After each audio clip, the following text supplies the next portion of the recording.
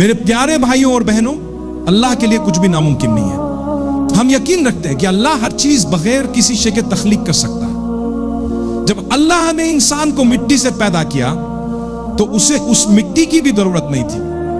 وہ چاہتا تو ہمیں کسی اور چیز سے یا بالکل کسی چیز کے بغیر بھی پیدا کر سکتا۔ حقیقت میں اللہ جب کچھ بنانا چاہتا ہے تو صرف وہ جا کہتا ہے اور وہ چیز ہو جاتی ہے۔ اللہ کی ذات عظیم ہے اور اس کی قدرت لامحدود ہے۔ ہر چیز اور ہر ایک کا مالک اللہ ہی ہے اور ہر چیز اسی کی طرف لوٹنے والی، وہی تمہارا اور میرا رب ہے۔ لوگ کہتے ہیں کہ ہم خالق پر یقین نہیں رکھتے، ہم یہ نہیں مانتے کہ کوئی معبود ہے، کوئی اعلیٰ معبود۔ ہم یہاں محض اتفاقاً موجود ہیں۔ ایک سادہ دلیل جو اس بات کو غلط ثابت کرتی ہے یہ ہے کہ جب سے ہماری نسل یعنی حضرت آدم سے لے کر آج تک اور قیامت تک ہر انسان میں کئی ایسی چیزیں ہیں جو صرف اسی کی ہیں اور کسی اور کی نہیں۔ نہ تو وہ ماضی میں کبھی کسی اور میں تھیں، نہ حال میں ہیں اور نہ ہی مستقبل میں ہوں گی۔ مثال کے طور پر آپ کی انگلیوں کے نشان، آپ کی ہر انگلی کا نشان بالکل منفرد ہے۔ آپ کی ہر انگلی کا نشان صرف آپ کا ہے، نہ تو شروع سے کسی کے پاس آپ جیسا فنگر پرنٹ تھا، نہ مستقبل میں کسی کے پاس ہوگا۔ ایک اور مثال آپ کی آنکھ کے آئرس کا نشان ہے جو پوری طرح سے آپ کا ہے۔ اس سے آپ کی پہچان بغیر کسی غلطی کے کی جا سکتی ہے، کبھی کوئی بھول چوک نہیں ہوتی۔ اگر ہم یہاں محض اتفاق سے موجود ہوتے تو یقیناً اتفاقاً بہت سے لوگوں کے آئرس پرنٹس ایک جیسے ہوتے، لیکن ایسا کبھی نہیں ہوا۔ اللہ تعالیٰ کی قدرت کو جاننے کا ایک طریقہ جانوروں کو دیکھنا ہے۔ آج تک کوئی دو زیبرے ایک جیسے دھاریوں والے نہیں ہوئے اور نہ ہی کوئی دو جرافے ایک جیسے دھبوں والے۔ اسی طرح کوئی دو چیتے، تیندوے یا شیر ایک جیسے دھبے یا دھاریاں نہیں رکھتے۔ اللہ کی شان ہے، تمام تعریفیں اللہ ہی کے لیے ہیں جس نے ہر چیز کو بے مثال خوبصورتی اور کامل ترتیب کے ساتھ بنایا ہے۔ ہر چیز آخرکار اسی کی طرف لوٹتی ہے۔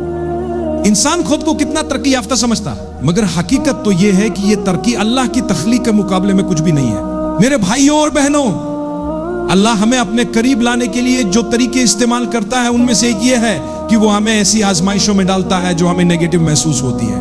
اگر آپ دنیا کی طرف دیکھیں تو اس میں بے یقینی ہوگی۔ کیوں؟ کیونکہ اللہ چاہتا ہے کہ آپ اس کی طرف رجوع کریں، اس کے علاوہ کوئی اور وجہ نہیں ہے۔ بے چینی ہوگی، کیوں؟ کیونکہ اللہ چاہتا ہے کہ آپ اپنے تعلق کو اس کے ساتھ بہتر بنائیں۔ جب آپ کو اپنے کاروبار میں پریشانی ہوتی ہے، بے چینی ہوتی ہے یا بڑا نقصان ہوتا ہے یا کچھ پوری طرح سے تباہ ہو جاتا ہے، تو ایک مومن کے لیے اس کا صرف ایک ہی مقصد ہوتا ہے کہ اللہ چاہتا ہے کہ آپ اس کے قریب آئیں۔ اور اگر آپ ان میں سے کسی بھی چیز یا کسی بھی نیگیٹو صورتحال کی وجہ سے اللہ کے قریب آ گئے تو وہ یہ اللہ کی نعمت تھی، یہ اللہ کی رحمت تھی، یہ اللہ کا انعام تھا۔ اگر آپ کی ٹانگ کٹ گئی اور اس کی وجہ سے آپ نے اللہ کی طرف رجوع کیا تو یہ اللہ کی رحمت ہے۔ لیکن اگر اللہ نے آپ کو نوازا، آپ کو سب کچھ دیا، آپ کو ہر آزمائش میں کامیابی ملی، آپ کو اختیار دیا، خوبصورتی دی، علم دیا، بہت کچھ عطا کیا، اور یہ سب کچھ آپ کو اللہ سے دور لے گیا، تو یہ اللہ کی رحمت نہیں ہو سکتی۔ اس لیے اللہ کی نعمتوں کو سمجھے اور انہیں اپنے لیے اللہ کے قریب آنے کا ذریعہ بنائیں۔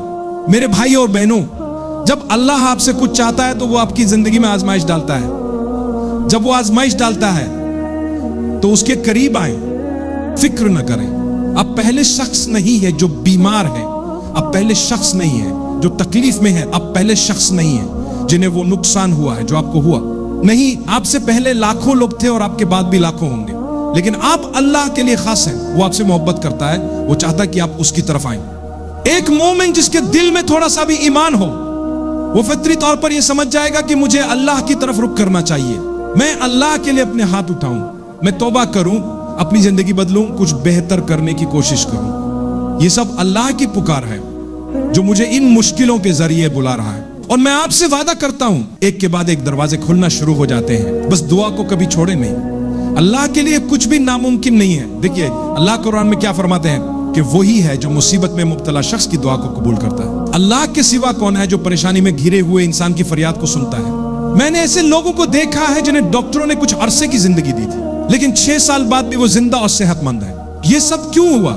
کیونکہ اللہ کے سوا کوئی مدد نہیں کر سکتا۔ جب ہم بالکل بے بس ہو کر اللہ سے دعا کرتے ہیں، کہتے ہیں کہ اے اللہ، تیرے سوا کوئی نہیں جو میری مدد کر سکے، نہ میں خود کچھ کر سکتا ہوں اور نہ دنیا کی کوئی طاقت، تو اللہ فرماتا ہے کہ میں سنتا ہوں اور فوراً جواب دیتا ہوں۔ اللہ فرماتے ہیں کیا اللہ کے سوا کوئی اور معبود ہے؟ نہیں، صرف اللہ ہی ہے۔